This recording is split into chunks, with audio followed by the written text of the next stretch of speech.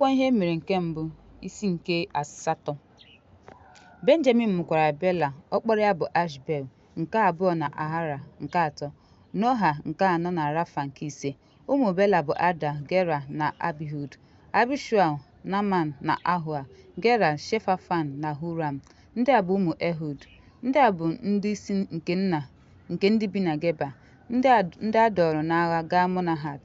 Naman, Ahia na Gera a dọrọ ha n'agha. Ọ mụrụ Viza na Abihud. Sharariam mụrụ ọtụtụ mmadụ n'ala Moab. Mgbe o zipụrụ Hushem na Baara ndị enyi ya site na Hodesh nwunye ya, ọ mụrụ Lobab, Zibia, Misha na Malkam, Jeuz, Shakia na Meman. Ndị a bụ ụmụ ya na ndị isi nna ya. Site na Hushem ọ mụrụ Ahitub na Epal. Ụmụ Epal bụ Eba, Misham na Shamd, ndị wuru Ono, Lod na obodo nta ha. Beria na Shima, ndị bụ ndị isi nna nke ndị bi na Alion. Ha dọkpụrụ ndị bi na Gat. Ahios, Sheshak na Lirimot, Shebada, Arad na Ada, Michael, Ispa na Loha.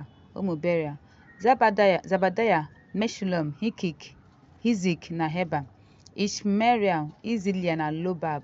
Ụmụ Elpal: Lakim, Zikna na Zabdi, Elena, Zilitai na Elia, Adalai, Beralia na Shimal.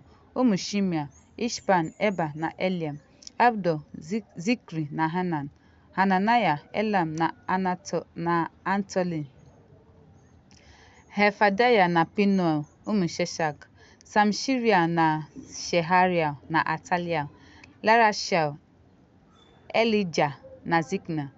Ụmụ Zeroham: ndị a bụ ndị isi nna dịka ọgbọ ha si dị, ya bụ ndị isi bi na Jerusalem. Na Gibeon ka nna Gibeon bi. Aha nwunye bụ Maaka. Nwa ya nwoke nke mbụ bụ Abdon na Zoa, Kish, Bel na Nadam, Gido, Ahio na Zika, Miklot Begat, Shimea.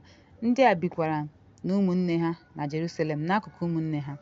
Nel mụrụ Kish, Kish mụrụ Saul, Saul mụrụ Amọ, Lonatan, Malkshua, Abnadab na Eshbal.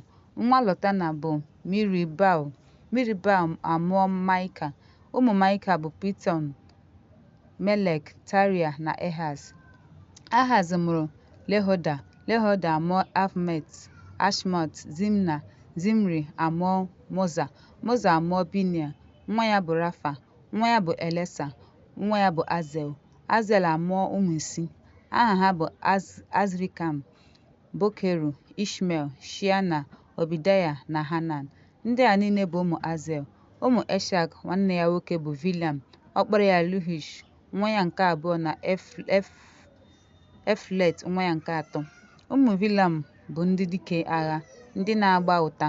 Ha nwekwara ọtụtụ ụmụ na ụmụ. 150 bụ ụmụ Benjamin.